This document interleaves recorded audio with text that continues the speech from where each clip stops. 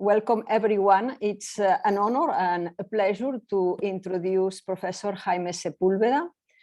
Professor Jaime Sepúlveda is a visiting professor at ISGlobal during this academic year, and he is the Haile T. Davis Distinguished Professor of Global Health at the University of California, San Francisco. And for the last 9 years, he has been the Executive Director of the UCSF Institute for Global Health Sciences. These last 2 years, Jaime has been working on COVID, and he has been a member of different panels, and he has published different works on COVID-19 and how this pandemic is affecting different regions of the world. And today we have the privilege and the honor to have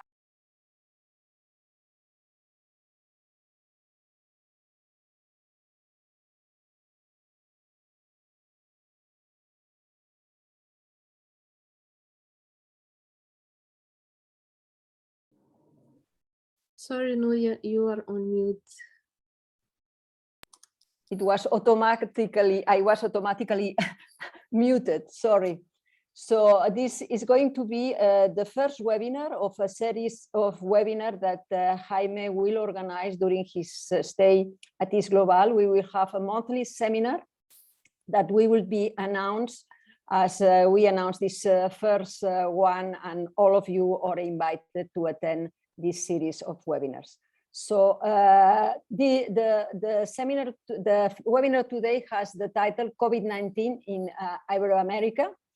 And I will stop here and give the word to Jaime. And as I already wrote in the chat, this session is going to be recorded. So if you don't want your image to appear, please switch off your camera.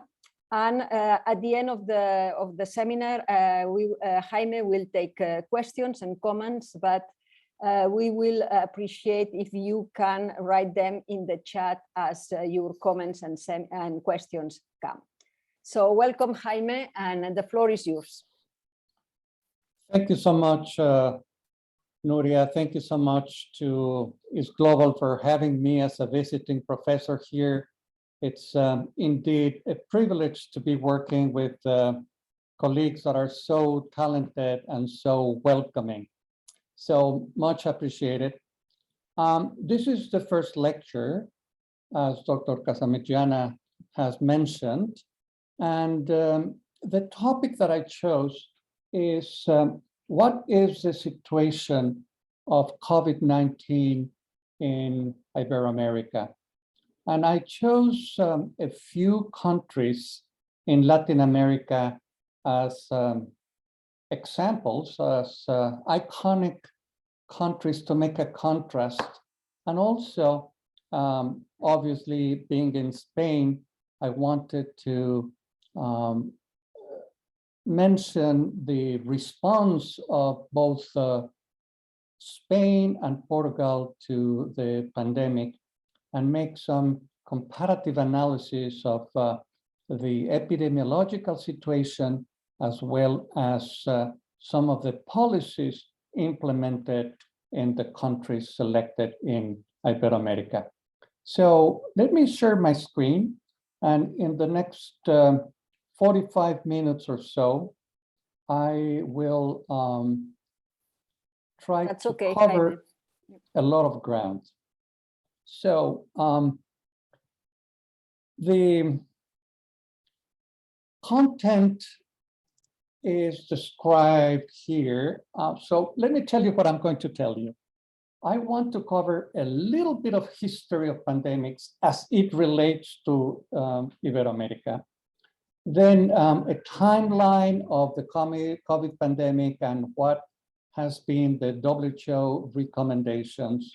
And then we will get into the epidemiology of COVID-19 in the region, again, taking some examples from some iconic countries in the region to compare how they have fared and how they have responded, both from a government and also from society. I will have a quick update on where we are on vaccines and drugs, and finally, some conclusions and recommendations. So the first part in terms of history is about two pandemics that affected the Iberic Peninsula and also Latin America. And of the many pandemics we have suffered, I will focus on two: cholera and the 1918 pandemic, so wrongly called the Spanish flu. So what is important to remember, and I'm going to use my cursor here, is that the first cholera pandemic in the 19th century originated, as all pandemics of cholera have done, in the Ganges of in the delta of the river Ganges, what is now Bangladesh. And the first pandemic affected mostly countries in Asia and a little bit of Africa. The second pandemic affected North America. Not the first, the Western Hemisphere was free, but the second pandemic reached the US and Mexico. The third pandemic is quite famous because that is a pandemic that affected all of Europe and the British Isles particularly badly. And in 1854, John Snow, who's the father of epidemiology, intervened by closing the pump in Broad Street that distributed water to that neighborhood, and therefore interrupting the transmission of cholera. Way before Robert Koch discovered the causative, the etiological agent, Vibrio cholerae.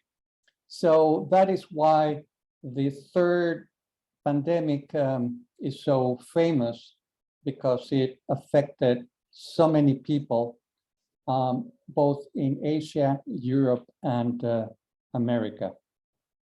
The fourth pandemic, again, originated in the same place, affected Europe, Asia, Africa, and also both North and South America.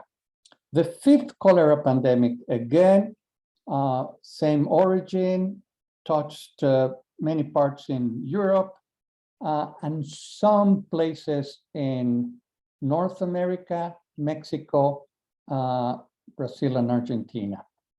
Interestingly, the sixth cholera pandemic that started in the 20th century did not affect the Western Hemisphere at all. So it took 100 years cholera-free before the seventh pandemic that started in the 1960s actually reached the coast of Peru in 1991, and from there expanded all over the continent. Now, let me talk a little bit about the origin of the 1918 influenza pandemic, so unfairly, unjustly known as the Spanish flu. It had nothing to do with Spain.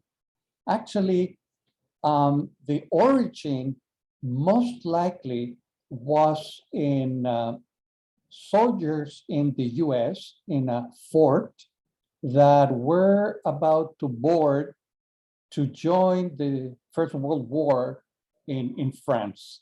So from the US, it was brought into Europe by US soldiers into France, and from there it expanded to the rest of Europe, Asia, and north of Africa, even to Australia.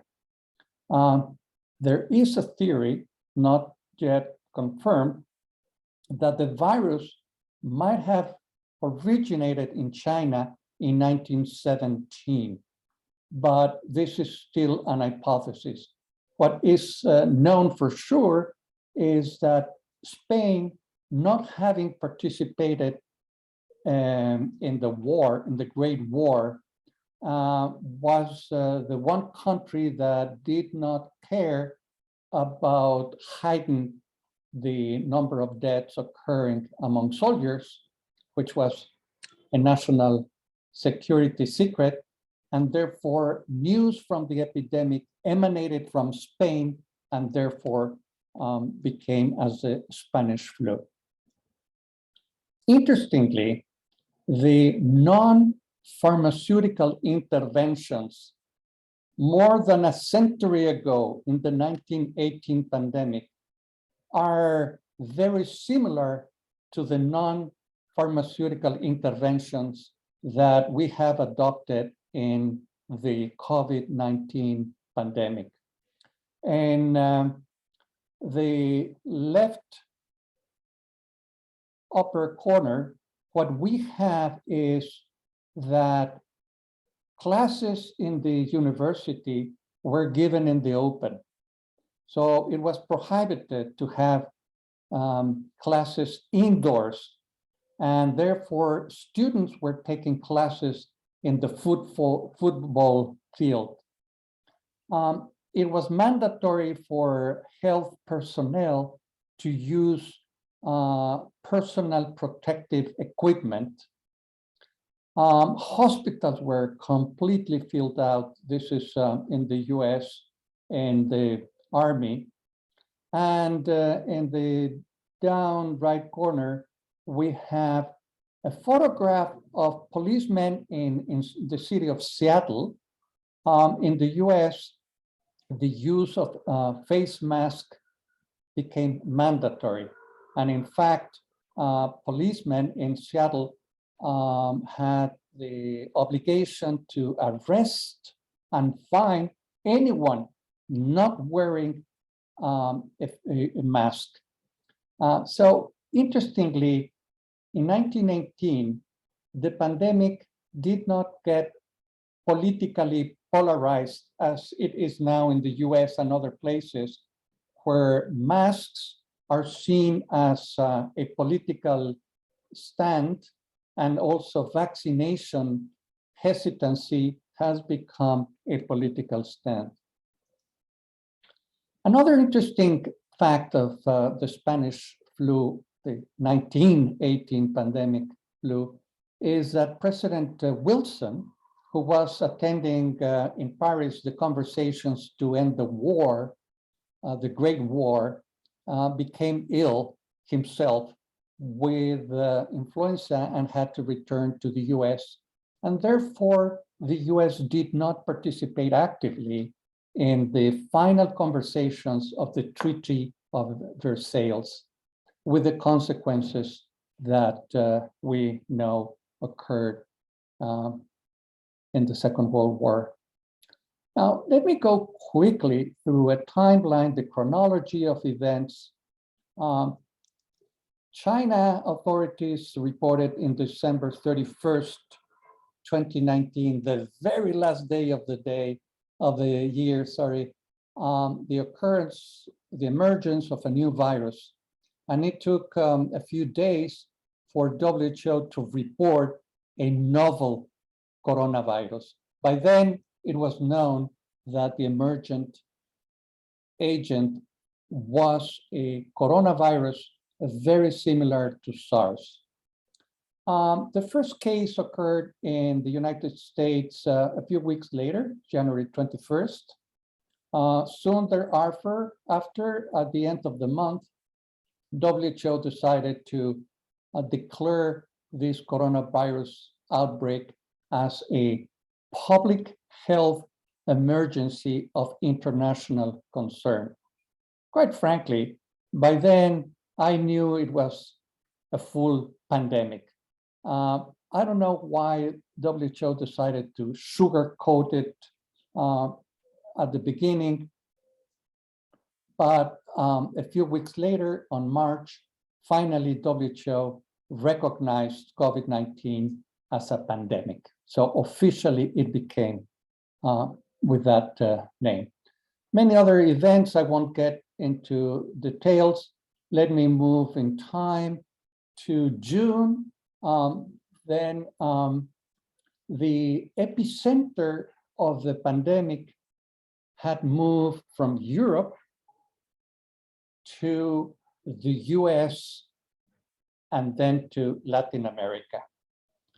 And both the US and Latin America were delayed in responding and frankly did not learn the lessons emanating from Europe and did not act early and aggressively enough.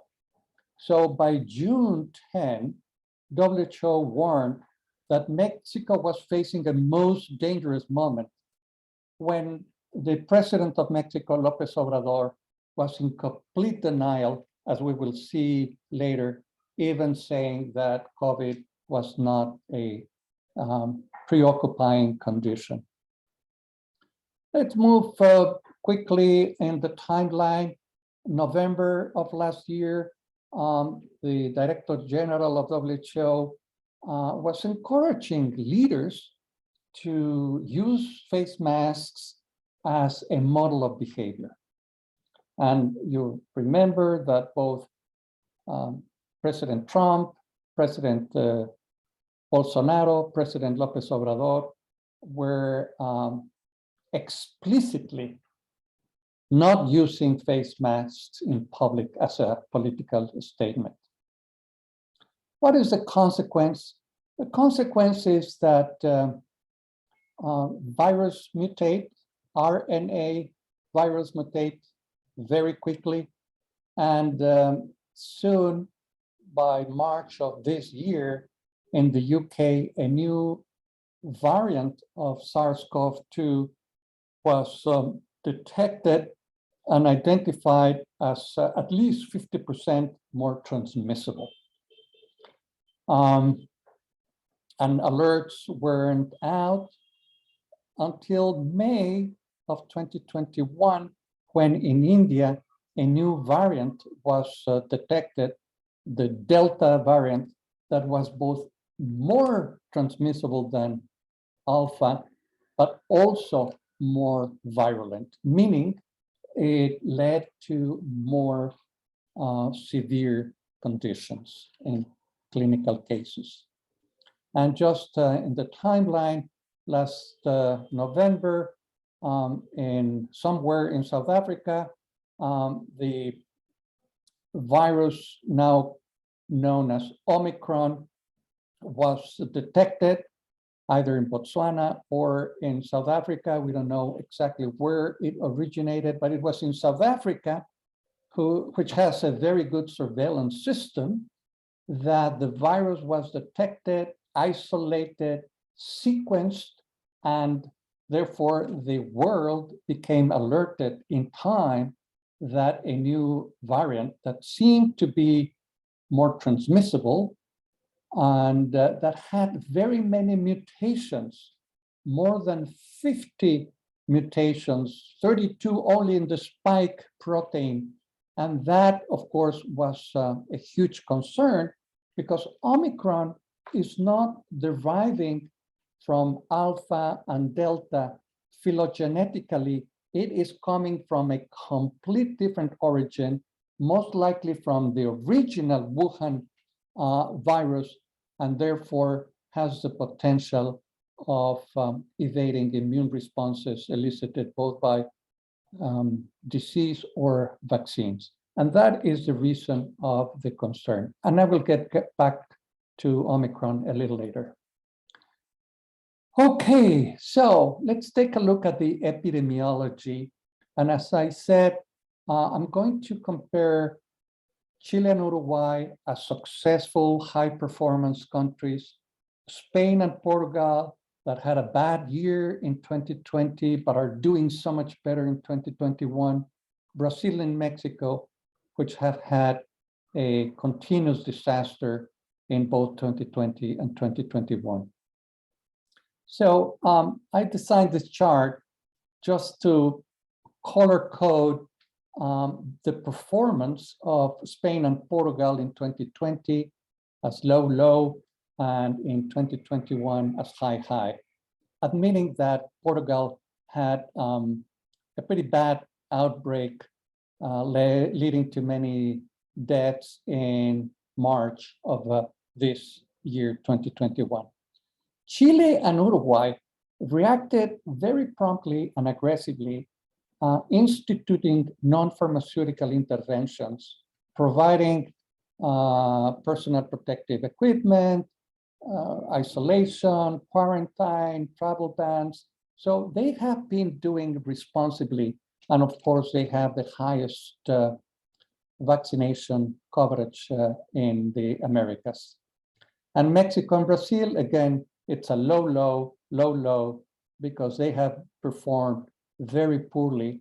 And I think leadership has had a lot to do with that outcome. So in this table, trying to cover a lot of information of the 6 countries on the left. Population, we have countries relatively small as Uruguay, only 3.5 million people, and as big as Brazil with over 200 million people. And then what is the vaccination coverage? What is the COVID death rate? Later, we will see if there is a correlation between vaccination coverage and death rate. And what are the policies that have been instituted? Some have instituted travel bans, and we can discuss later if travel bans work or not. I think they do if they are instituted early on. But what is concerning is that in Latin America, with the exception of Chile, no travel bans, no vaccination passports have been mandated.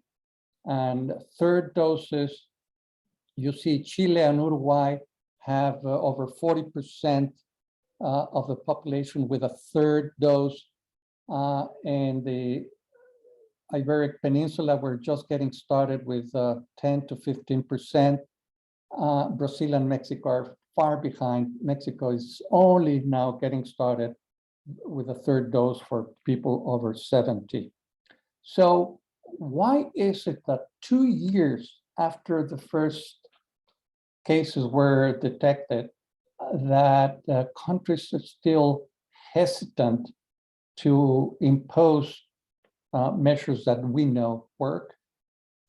That is the question. So a few quick graphs. This is the absolute number of deaths by COVID officially recognized. And we see that Brazil is the one highest, the largest absolute number. Of course, they also have the largest population, so we need to adjust this on a population basis. But this is the absolute number, just to have a sense of comparison of how bad the epidemic has been in each one of these countries. And we will get more into the excess mortality. I think this is a powerful measure of how bad the epidemic has been. I don't trust the data on number of cases. I don't trust that because cases are vastly underreported because many countries do not do enough testing. So many cases or asymptomatics go undetected. So I think excess mortality is the most reliable indicator we have now to measure the impact of the epidemic in a given country. So we are continuing with comparisons here in terms of full vaccination coverage. Portugal has 88% of its total population, including children, fully vaccinated, and 89% with at least one dose. Then comes Chile with 84%, Spain with 81%, Uruguay with 76%. But then we have Brazil and Mexico with far lower vaccination rates. When you see a map of the world, what proportion of the population in a given country has been fully vaccinated, you will see that China, most of Europe, except Eastern Europe, have vaccinated quite well. Canada is doing very well, Chile and Uruguay. And the sad news is that Africa is way behind. Only 7% of people in Africa have received at least one dose. And in here, if we look at the absolute number of vaccines administered, Chile and Uruguay are at the top because they have, as you saw, instituted third dose quite aggressively.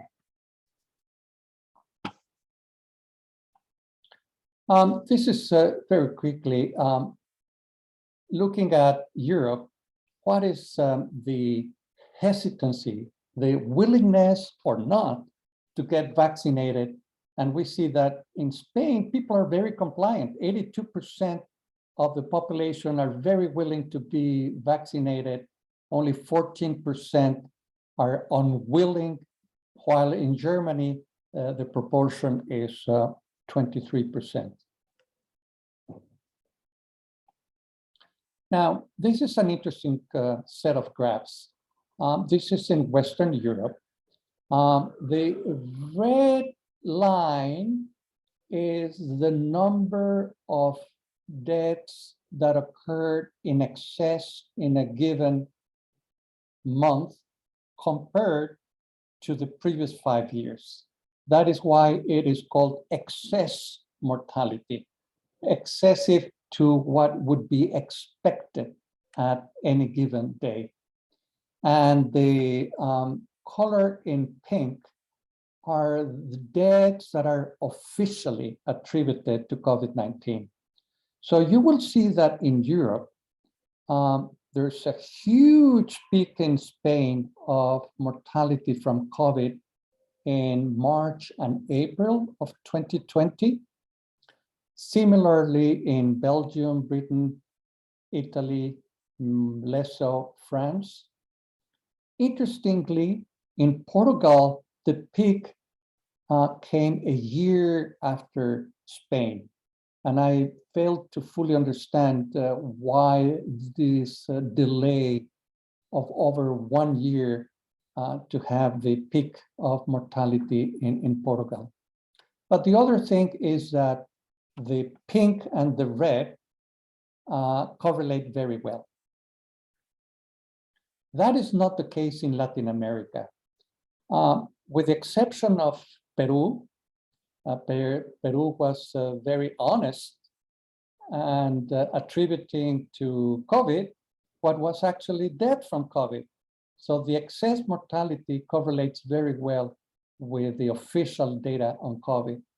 There are other countries, Ecuador, Mexico, Bolivia, that didn't do enough testing or were hiding information or denying as much as they could, they had a COVID problem. So the one country that has had the largest number of COVID deaths per capita is Peru, because they had 2 waves. The one country that had the peak, the largest concentrated number of deaths is Ecuador. Mexico, if you see the area under the curve, is in absolute numbers one of the countries with the highest number. It's number 4th in terms of deaths. Now, this is not about Ibero-America. It's just a quick reminder that it is Russia which has the largest number of excess deaths. India is frankly undercounting deaths. According to The Economist, they have over 3 million excess deaths to COVID.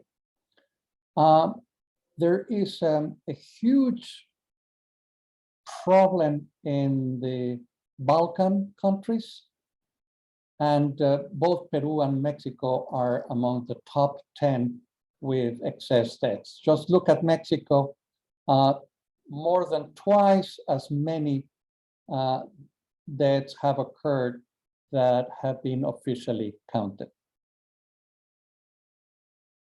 Why is that? Well, both Mexico and Brazil have very, very low testing per population.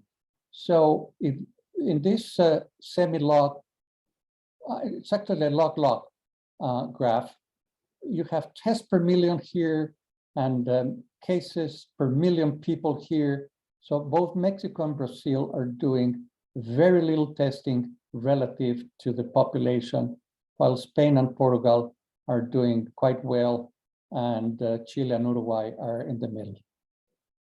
Now let us look at vaccines. Both Spain and Portugal are using the same vaccines, mostly AstraZeneca, Pfizer, and to some extent, we will see that more in detail later, Moderna and Johnson & Johnson. I think it makes a lot of sense that regionally you use the same vaccines. It is far more efficient and logistically easier, while in Latin America, we see that there is a myriad of vaccines in place, many of which have come from China, which frankly have much lower efficacy than the mRNA vaccines.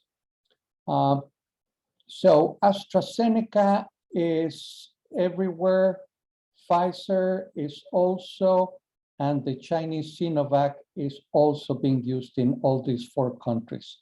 Sputnik, it's not clear how many doses have been applied. I think it's more an issue of vaccine diplomacy by the Russians, but is not really being used extensively.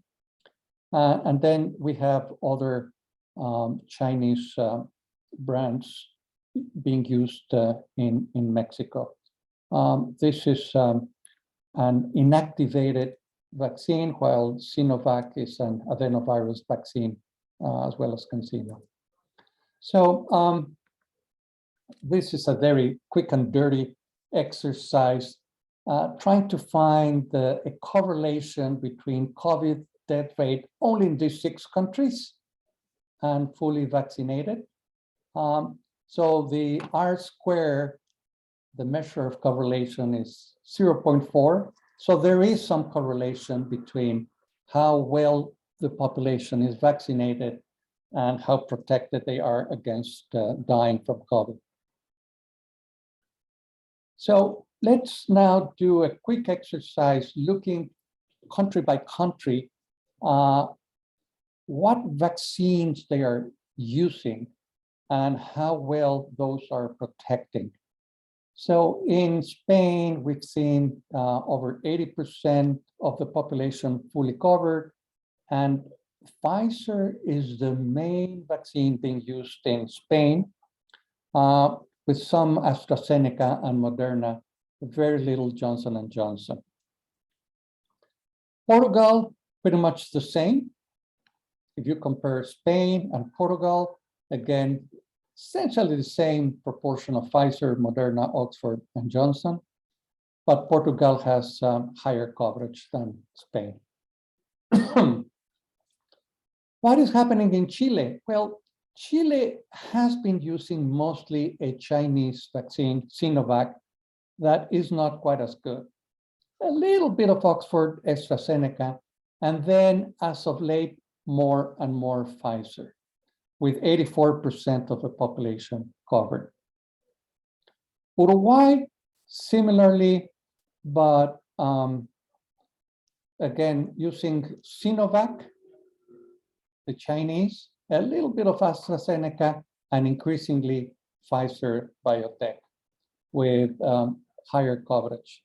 Now, is there a correlation between what vaccine you're using in a given country and how well protected against mortality the population is? So this is very quick and dirty again.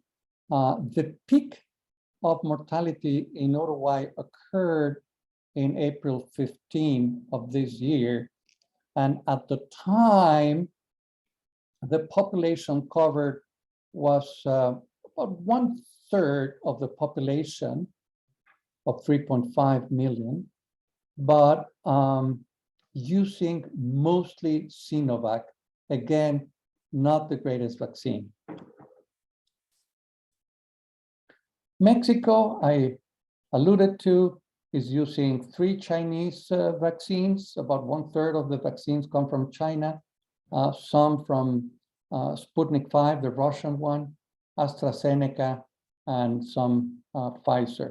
But only 50% have been fully vaccinated. Now, what is very concerning, and just to be very open and declare any potential biases, I am originally from Mexico, and I'm quite concerned that the current Mexican government has declared the information on vaccine and vaccination coverage is a national security secret. So they are no longer releasing information on what vaccines are being applied to whom, where, when. So this information is the last report from October. Very concerning. Brazil, these are the number of doses in millions. The most used one is AstraZeneca, again followed by the Chinese one, and some Pfizer, a little bit of Janssen, 64% of the population covered. So this is a very quick analysis of the relation between vaccination and impact. Let me get into a case study of Mexico. The WHO Director General called for an independent panel to review the performance of 28 countries, either high performers or low performers, to understand what were the lessons learned. This panel was co-chaired by Helen Clark, ex-Prime Minister of New Zealand, and Ellen Sirleaf Johnson, ex-president and Nobel Prize winner of Liberia, I'm sorry. So these two ladies led a very impressive group of people doing an independent review ordered by, commissioned by WHO. So this independent panel asked me to lead case studies of 2 of the worst performing countries. The 4 worst performing countries were at the time, last December, the UK, Brazil, Mexico, and the US. So I led the group analyzing the case studies of the US and Mexico. I'm going to present just a few slides of some of the findings of the case study in Mexico. So, and you can download this case study from, and the US one also, from the UCSF Institute for Global Health Sciences, if you're interested. So I'm just, out of the 10 conclusions and recommendations, we found that really national authorities failed to perform their stewardship functions during the emergency and assume political responsibility. And an example is all of the excess deaths. Another is the lack of clear and accurate communication and information. In the right side, you will see official posters in TV, everywhere, in the subway, saying coronavirus is not an emergency situation. There's no need to cancel public events. Just keep doing what you do. And remember, the disease caused by coronavirus is not severe. So not only incorrect, but actually misleading Another sad finding was the fact that already the public health system had been under budgeted, under invested, but during the pandemic, further budgetary cuts to the Ministry of Health took place in the middle of a pandemic. Pretty incredible. Another conclusion is that authorities failed to adequately prepare and provide health personnel to deal with the emergency. No personal protection equipment were given to medical personnel. They were using plastic bags, garbage bags, instead of appropriate equipment, and they had to buy their own. The consequence is that in Mexico, the largest number of healthcare workers in the Americas died from COVID as compared to the rest of the countries. And this is official data from the Pan American Health Organization. In terms of inequities in access and the quality of health care, this is a very concerning graph. In the public health system, the Social Security in red, more than 1/2 of the patients hospitalized for COVID died in the hospital. Blue and orange are other two public institutions, even in private hospitals, up to 30%, 20% of the patients died in hospitals. So people were afraid to go to hospitals because they knew they would be intubated and would most likely die. And therefore, most of the people died at home. So that is one case study of a low-performing country. There are good stories about high-performing countries, and we have to learn from them. And I think, quite frankly, Spain is doing very, very well. But I don't think there's any room for complacency because a new wave is clearly coming. In terms of the timeline, after the original strain of the Wuhan virus, we had the Alpha virus detected in the UK with 50% more transmission than previous strains and with 11 spike mutations. Then in South America, the Gamma was prevalent until recently. And South America had for many months Gamma as the main variant there. Then Delta came with 10 spike mutations in India. And now we have Omicron detected in South Africa, in the south of Africa, I should say, with more than 30 mutations in the spike protein. And that is what makes Omicron more worrisome. I omitted to mention the Beta that was prevalent for a while in South Africa, but it has been completely displaced by Delta and later by Omicron, as we will see in a moment. So these are all of the variants of concern and variants of notice in the world. And you can see in red that the Delta has pretty much displaced. That was last March. Now it has pretty much displaced every other strain almost everywhere except in South America. And now Delta, which had displayed other variants in South Africa, Omicron seems to be 80% of the new isolates in South Africa, and now again displacing Delta. So it seems that every new variant eventually displaces the previous ones.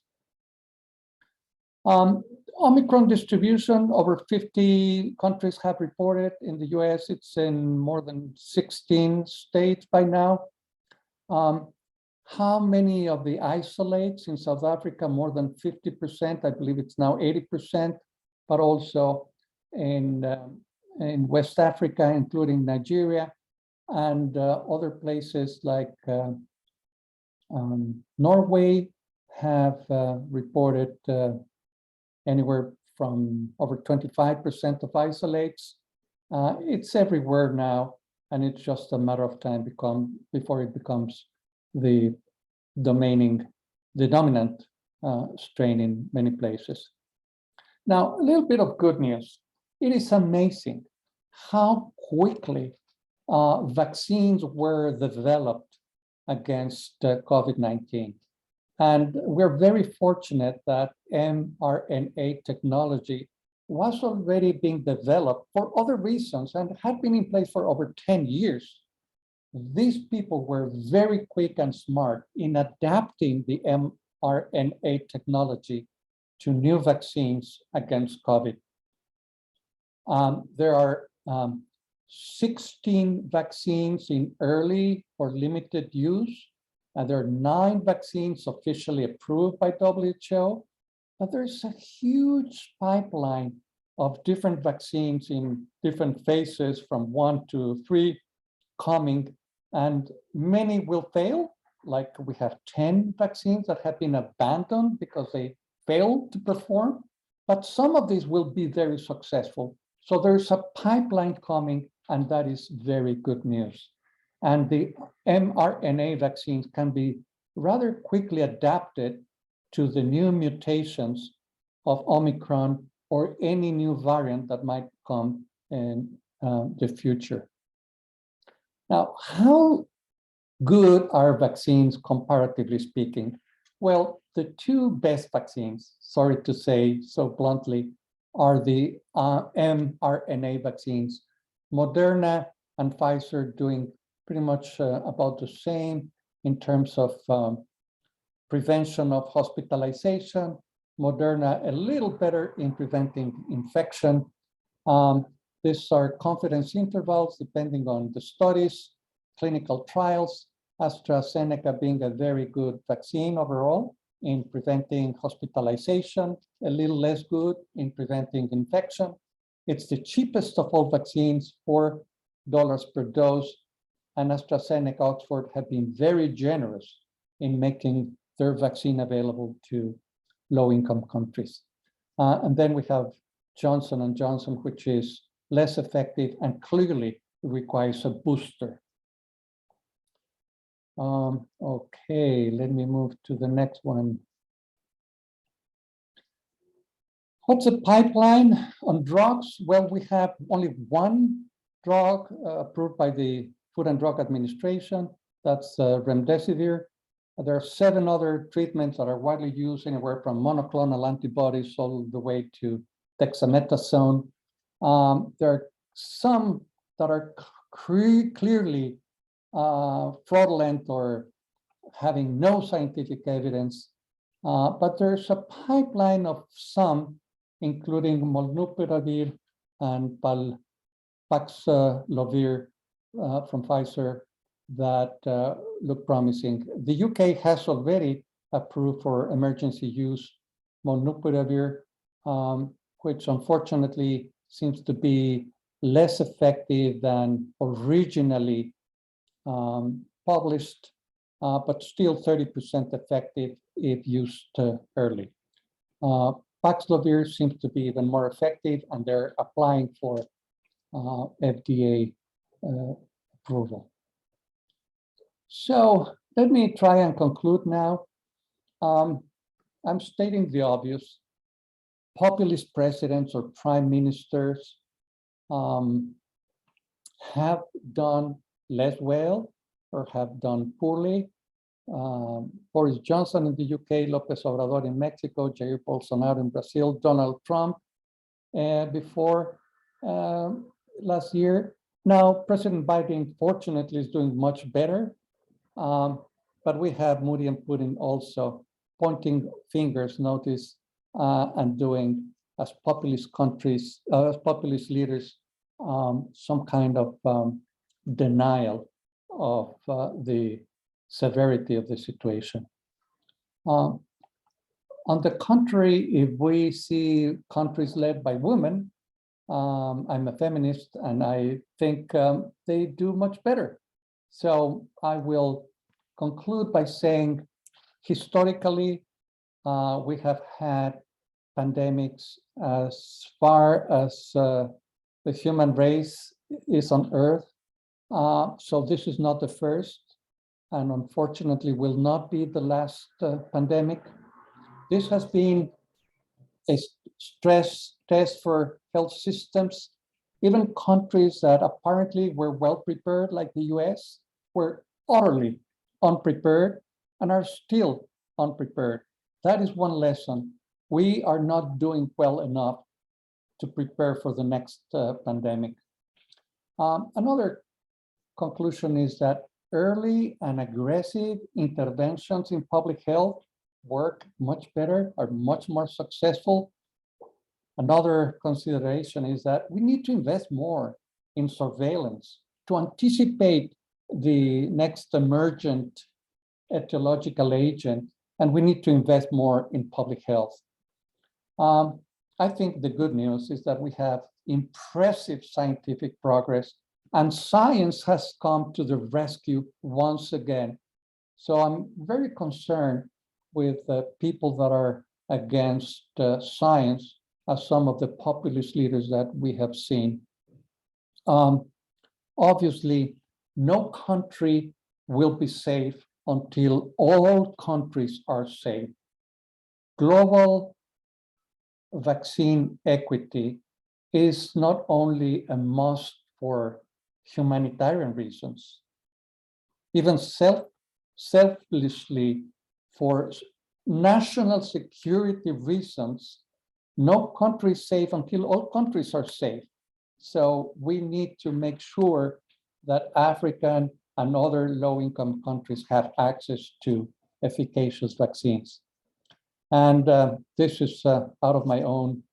Beware of populists and hopefully empower women leadership more. So I'll stop sharing and look forward to have some feedback, comments, and questions from the audience. Thank you.